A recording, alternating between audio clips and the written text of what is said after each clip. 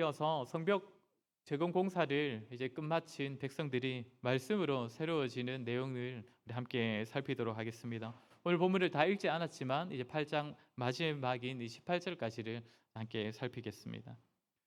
이스라엘은 외적 건물인 성전과 이제 성벽을 다 완공했는데 이제 영적으로 새로워지기 위하여서 백성들은 말씀을 찾기 시작했습니다. 지난주에 살폈듯이 어떤 리더 한 사람으로부터가 아니라 모든 백성이 말씀의 중요성을 알고 에스라에게 말씀을 들려달라며 찾아왔었고, 또한 듣는 말씀을 옛날 이야기나 도덕책과 같은 책이 아니라 하나님께서 지금 우리에게 주시는 명령으로 받았습니다. 게다가 모든 백성이 말씀을 사모함과 간절함으로 받았다라고 했습니다.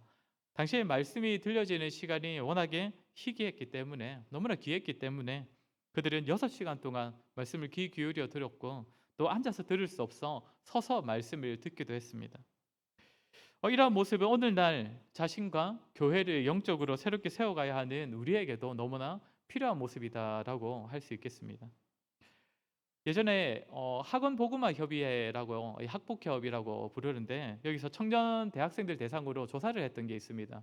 당신은 일주일에 성경을 얼마나 읽으십니까가 그 조사의 내용이었는데, 그때에 63.7%, 그러니까 약 3분의 2 정도지요. 3분의 2 정도의 청년들이 일주일 동안 성경을 한 장도 읽지 않습니다라고 대답을 했다고 합니다. 그리고 읽는 사람들은 얼마나 읽습니까? 라고 물었더니 평균 일주일입니다. 평균 24분. 그러니까 하루에 3분 정도 읽는다는 것이죠. 3분이면 성경 한 장 읽을 수 있는가 모르겠는데, 물론 제가 이 통계를 접했던 것은 제가 한창 SFC 간사로 사역했던 시절 2017년의 통계입니다. 그러니까 10년쯤 된 통계이지요. 성도 여러분, 지금은 더 나아졌을까요? 이때 통계 결과로부터 5년 전에, 5년에 한 번씩 아마 조사를 하는 것 같은데 2012년에도 조사한 결과가 있는데, 그땐 청년들이 일주일에 64분을 성경을 읽는다라고 대답을 했다고 합니다. 그러니까 그래 해도 이제 뭐 하루에 10분 가량 읽는다라는 것인데, 근데 5년 만에 반도 안 될 정도로 더 줄어 버렸다라는 것입니다. 그리고 지금은 그때로부터 10년이 흘렀습니다. 지금은 어떻게 되었을까요? 사실 이런 거 겁나서 확인을 잘 못하겠으면 저는 너무 충격적인 결과가 나올 것 같아가지고. 물론 청년들이 말씀을 대하는 태도가 한국교회 성도들이 말씀을 대하는 태도를 대표한다, 뭐 대변한다라고 말할 수는 없을 것입니다. 그러나 앞으로의 한국교회가 어떻게 될지는 어느 정도 우리가 유추해 볼 수 있지 않겠습니까? 10년 전에 말씀을 하나도 읽지 않았던 청년들, 그들 중에 많은 수는 아마 이미 교회를 떠났을 것이고, 또 많은 수는 여전히 교회에 남아 있지만 말씀을 전혀 읽지 않고 사모하지 않는 모습으로 교회의 직분자가 되어서 교회와 성도들을 섬기고 있을 것입니다. 그것이 좀 안타까운 점들이죠. 저와 여러분이 결코 잊지 말아야 할 사실은 교회나 성도 개인이나 변화되고 새로워지고 굳건하게 자라는 그 부흥은 말씀 없이는 불가능하다라는 것입니다. 그렇게 시대가 갈수록 말씀을 읽지 않고 멀리 하더라도 저와 여러분은 말씀의 능력을 믿고 고백하면서 말씀을 더욱 가까이 해야 합니다. 말씀을 대하는 시간도 더 힘을 내어서 확보해야 하고, 또 말씀을 받을 때엔 더욱 간절함으로 받는 자들이 되어야 한다는 것이지요. 오늘 다시 한번 느헤미야 시대의 이스라엘 백성들이 말씀에 대하여 보인 모습을 확인하면서 우리가 말씀으로 새로워지고 힘을 얻고 변화되는 것이 어떻게 가능한지를 다시 확인하는 시간을 가지도록 하겠습니다. 오늘 설교는 세 가지 대지입니다. 먼저 이스라엘 백성들은 말씀 앞에서 인격적인 반응을 보였습니다. 두 번째로 백성들은 읽는 것만이 아니라 말씀을 깨닫는 열심을 보였습니다. 세 번째로 깨달음으로부터 말미암는 변화된 모습을 살피도록 하겠습니다.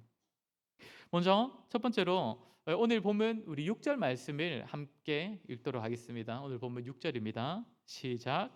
에스라가 위대하신 하나님 여호와를 송축하매.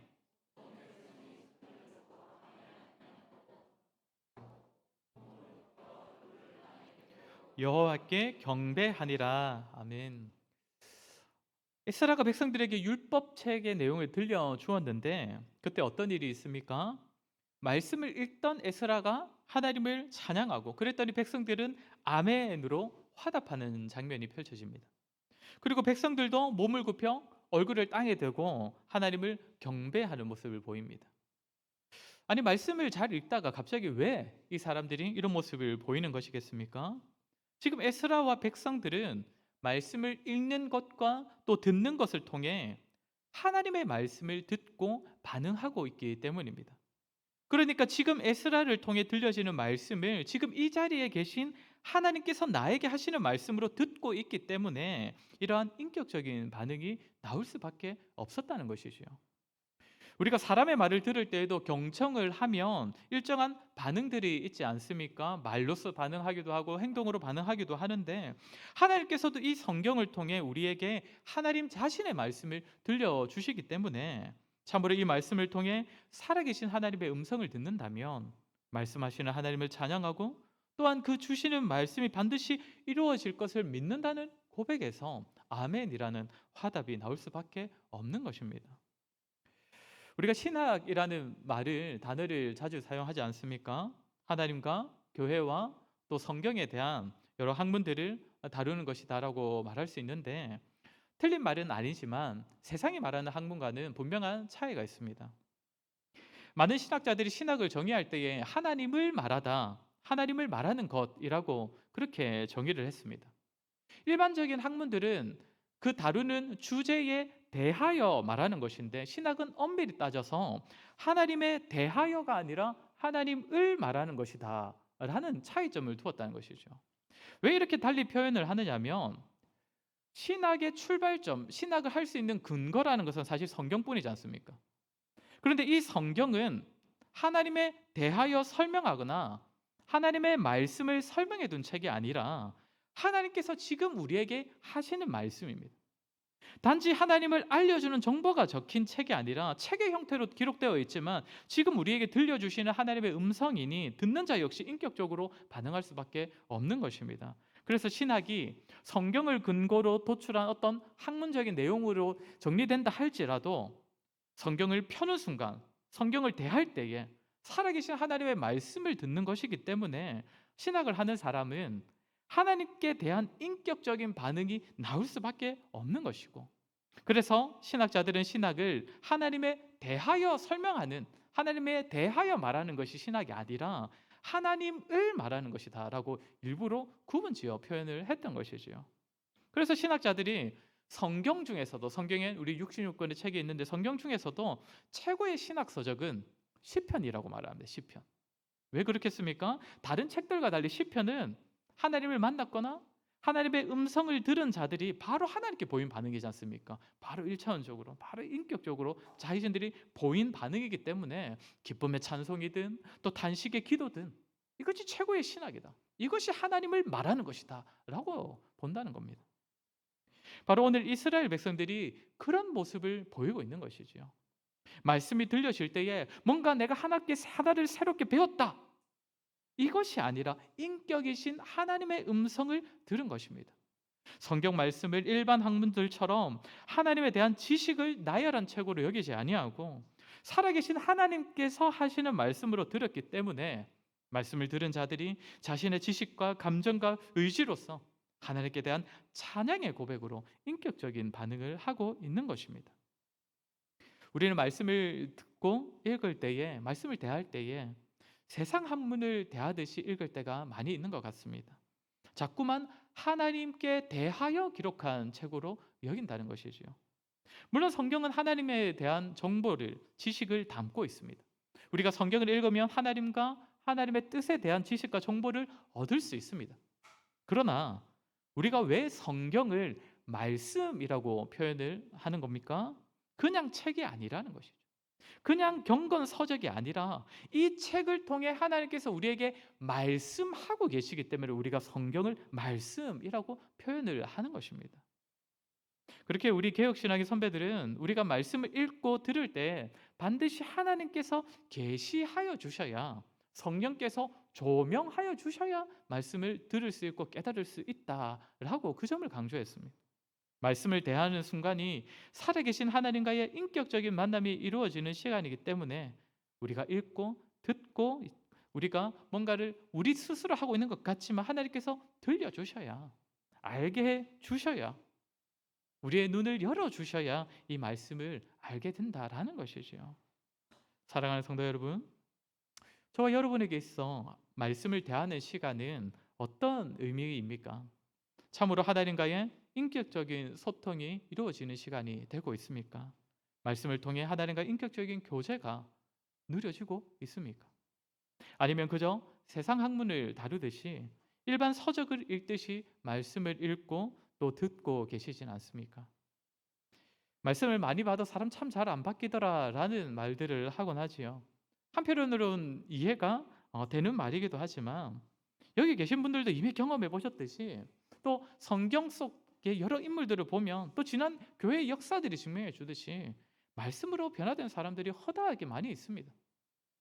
그러면 차이가 무엇입니까? 왜 누구는 말씀을 읽고 말씀으로 변화되고 누구는 말씀을 보아도 변화가 없는 것입니까? 말씀을 통해 인격이신 하나님을 만나느냐의 차이입니다. 말씀을 들을 때에 참된 하나님의 말씀으로 들어서 그분 앞에서 고백으로, 믿음의 고백으로 반응을 하느냐, 아니면 남들보다 많이 읽고 많이 듣고 있지만 그저 학문 대하듯이 책으로 읽고 있느냐. 사랑하는 성도 여러분, 말씀으로 말미암는 변화는 좋은 교훈 받아서 내가 다짐하는 것으로 시작되는 것이 아닙니다. 내가 이 말씀대로 이제 살아봐야지, 이 말씀 좋으니까 이제 내 교훈 삼아야지, 그것이 변화의 시작이 아니라는 것입니다. 무엇입니까? 살아계신 하나님의 말씀을 들으심으로써 하나님과의 인격적인 만남과 교제가 있을 때에 말씀을 통해 그분의 음성을 듣고 내가 믿음으로 반응할 때에 우리의 삶이 말씀을 통해 변화되기 시작하는 것입니다. 날마다 말씀을 통해 하나님과의 풍성한 교제를 누리심으로써 말씀을 통해 변화되고 자라시는 저와 여러분 되시기를 주의 이름으로 간절히 소원합니다. 두 번째로 백성들은 하나님의 말씀을 깨닫기 위한 열심을 보입니다. 오늘 보면 7절 8절 말씀 우리 같이 한번 읽겠습니다. 오늘 보면 7절과 8절입니다. 시작. 예사와 바니와 세레바와 야민과 약국과 아사랴와 요사밧과 하난과 블라야와 레위 사람들은 백성이 제자리에 서 있는 동안 그들에게 율법을 깨닫게 하였는데 하나님의 율법책을 낭독하고 그 뜻을 해석하여 백성에게 그 낭독하는 것을 다 깨닫게 하니. 앞서 에스라가 율법의 내용을 읽어 주었고 또 말씀하시는 그 하나님을 찬양하고 백성들은 또 아멘으로 화답을 했는데 거기서 더 나아가 레위인들이 그 사람들 사이에 흩어져서 무엇을 하고 있습니까? 하나님의 말씀을 깨달을 수 있도록 8절을 보면 그 뜻을 해석하여 낭독한 것을 백성들이 깨닫게 해주었다라고 말하고 있습니다. 그러니까 말씀을 읽기만 하는 것이 아니라 읽은 그 말씀을 깨달을 수 있도록 필요한 지식을 전달하고 또 의미들을 해석해주고 설명해주는 그런 일들을 했다라는 것입니다. 그리고 이러한 일은 단지 레위인들만의 의지로 이루어진 것이 아닙니다. 가르치는 사람들이 너희 이렇게 듣기만 해서는 소용없다. 너희 좀 배우는 것도 있어야 돼. 이제부터 배우자. 이렇게 시작된 것이 이렇게도 시작이 되었지만 이 레위인들만의 열심이 아니라는 것이지요. 우리 13절 말씀 같이 읽겠습니다. 오늘 보면 13절입니다. 시작. 그 이튿날 뭇 백성의 족장들과 제사장들과 레위 사람들이 율법의 말씀을 밝히 알고자 하여 학사 에스라에게 모여서 뭐라고 합니까? 백성의 족장들과 제사장들과 레위 사람들이 또한 율법의 말씀을 밝히 알고 싶어서 에스라를 찾아왔다라고 합니다. 여기서 밝히 알고자 했다라는 히브리어의 의미는 통찰을 얻기 위해 깊이 연구하는 노력을 말합니다. 그러니까 더 잘 알고 싶어서 연구하려는 그런 노력의 모습을 보였다는 것이죠.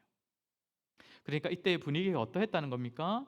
말씀을 귀하게 여겨서 계속 듣고 싶어 하는데 여기에 더하여서 말씀을 제대로 깨닫고 싶어서 배우고 싶은 열심을 내었다라는 것이지요.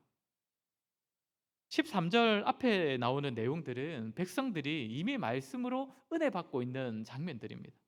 말씀을 듣고 또 레위인들이 그 의미를 설명해 주니까 백성들이 은혜 받아서 변화되기 시작했다는 그 증거들이 기록되어 있습니다. 그런데 백성들이 거기서 멈추지를 않는 것입니다. 스스로 더욱더 말씀을 깨닫기 위해서. 게다가 에스라를 찾아온 레위인, 제사장 이 사람들은 어느 정도 다른 사람들을 가르칠 수 있을 정도로 말씀을 잘 아는 사람들 아니겠습니까? 말씀을 어느 정도는 가르치고 남들보다는 잘 안다고 할 수 있는 만한 사람들인데, 이 사람들은 더더욱 말씀을 깊이 알고 싶어서 더 많이 더 바르게 깨닫고 싶어서 에스라를 다시 찾고 있는 것이죠. 제가 앞서 하나님의 말씀을 대하는 것은 세상 학문처럼 그저 배우고 지식을 얻는 것이 아니라 인격이신 하나님의 말씀으로서 하나님께로부터 직접 듣는 것이다라고 말씀을 드렸습니다. 그러나 그것만이 아닙니다. 하나님의 말씀은 해석되고 또 깨달아지는 그런 작업이 필요한 책입니다. 특히나 우리처럼 성경에 기록된 내용들과는 시간적으로도 간격이 굉장히 크고 또 문화적으로도 전혀 다른 세상에서, 다른 지역에서 살고 있는 그런 우리 같은 사람들은 그 간격을 메우기 위한 또 가르침들이 더 필요하다는 것이죠. 또한 성경에는 비유와 상징이 또 많이 나오기 때문에 그런 점들에서 해석이 필요하고 또 연구가 필요한 책입니다. 아니 근데 생각해 보면 모르는 건 좀 모르는 채로 넘어가도 되는 거 아닙니까?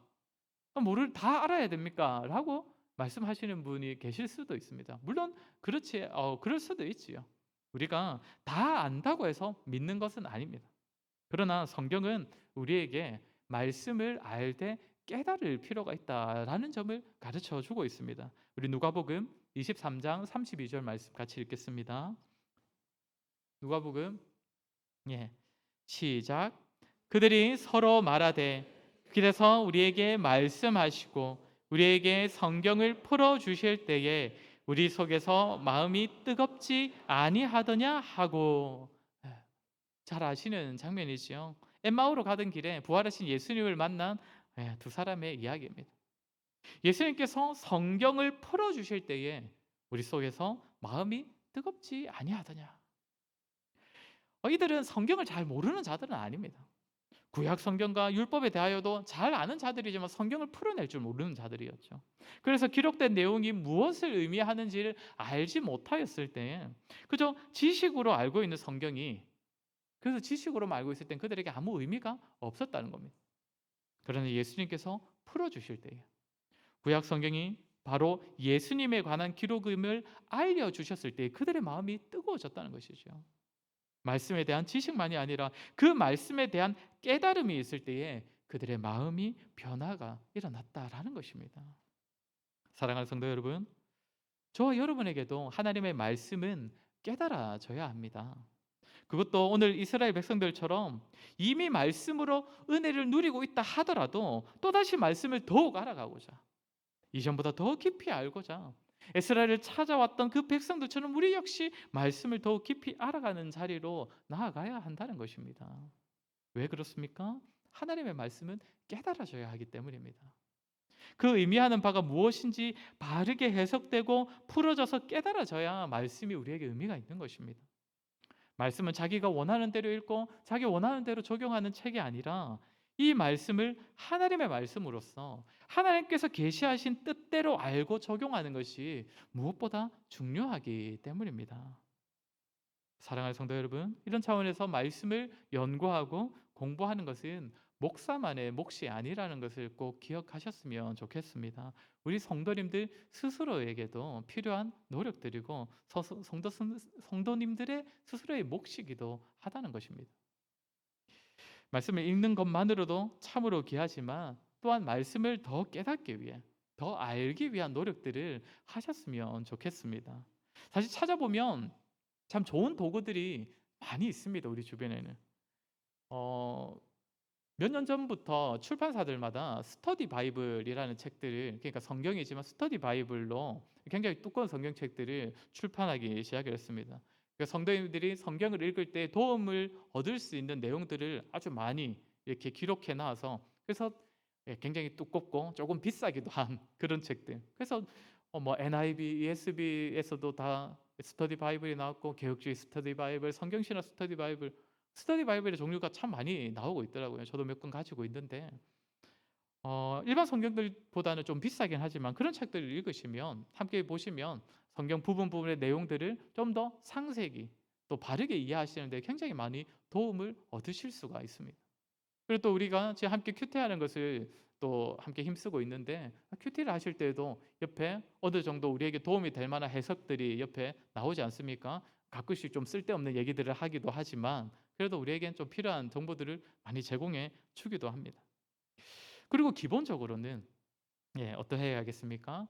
우리 예배 시간을 잘 활용해야 합니다. 그리고 또 수요 기도회 같은 데도 또 힘써서 좀 참석을 하시기 바랍니다.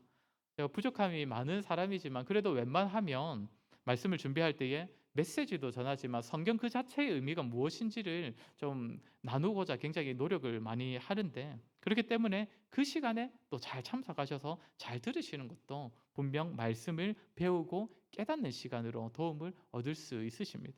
아무쪼록 저와 여러분, 하나님의 말씀을 귀한 줄로 알고 받으실 때에 무엇보다 깊이 알고 깨달으려는 그런 노력들을 하시길 바랍니다.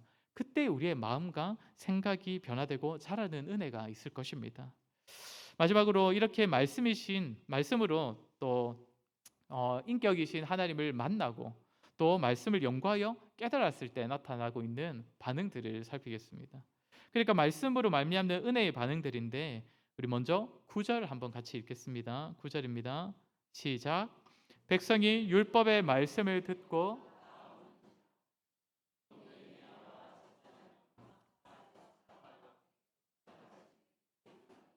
모든 백성에게 이르기를, 오늘은 너희 하나님 여호와의 성일이니 슬퍼하지 말며 울지 말라 하고.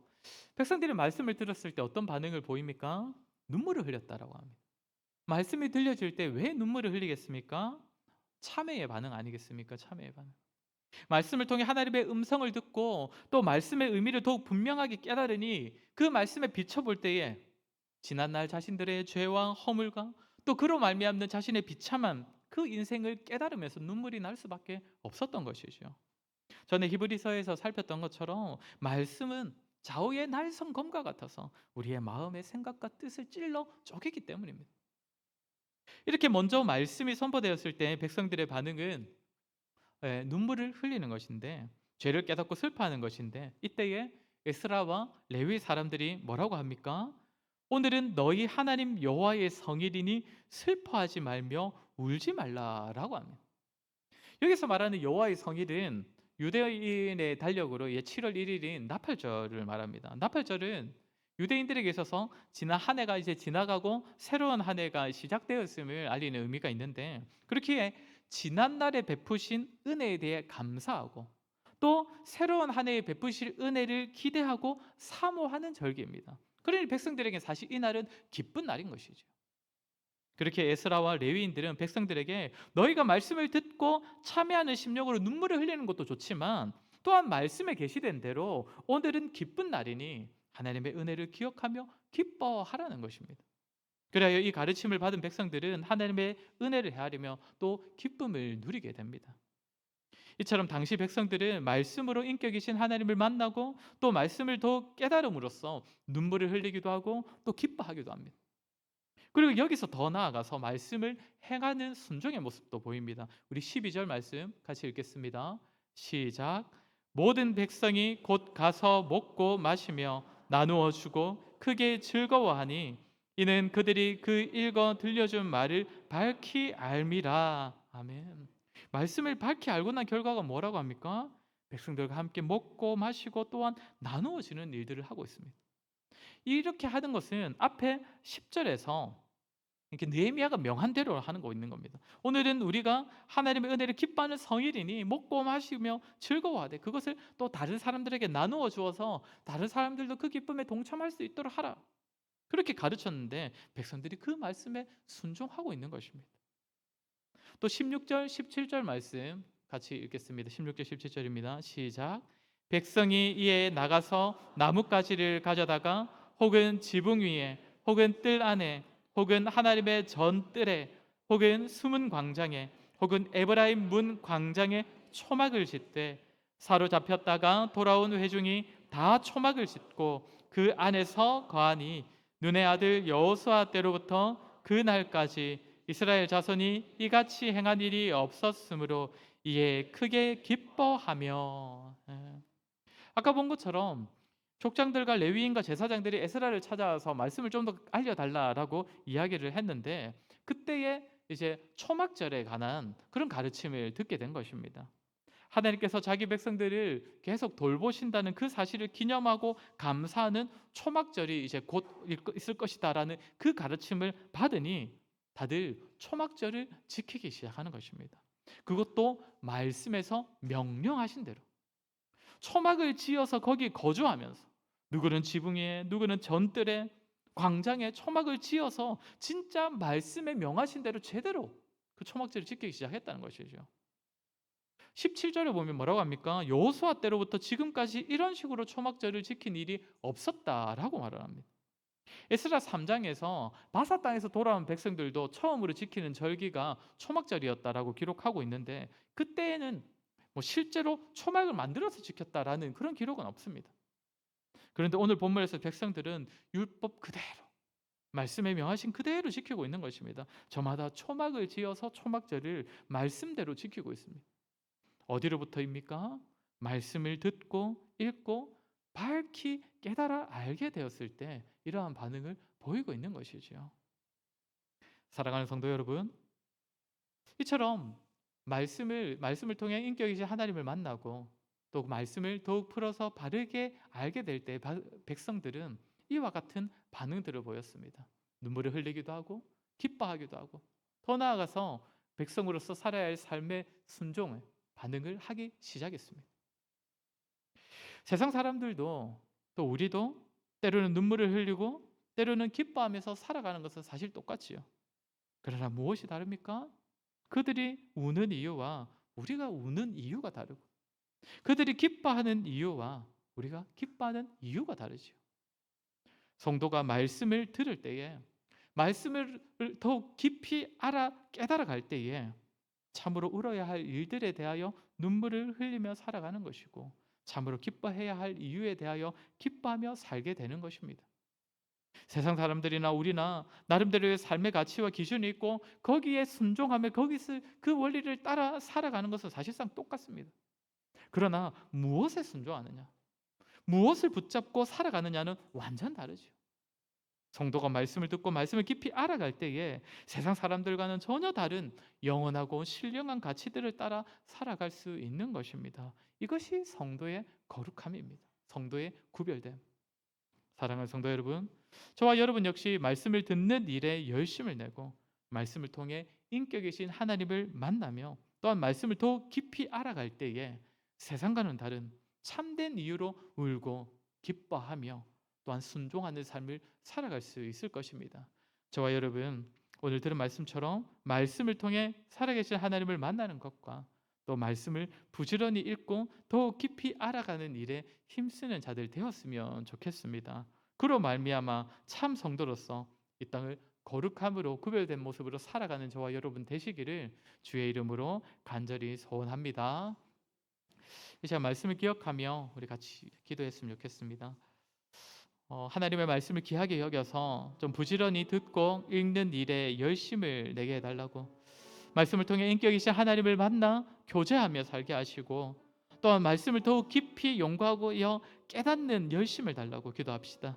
그리하여 참되신 하나님의 말씀에 반응하며 살아갈 수 있도록 성도로서 울어야 할 일과 기뻐해야 할 일을 분명히 알고 또 참으로 순종해야 할 일을 알고 순종하며 살아갈 수 있게 해달라고 우리 시간 우리의 말씀 생활을 두고 같이 기도하도록 하겠습니다. 기도하겠습니다.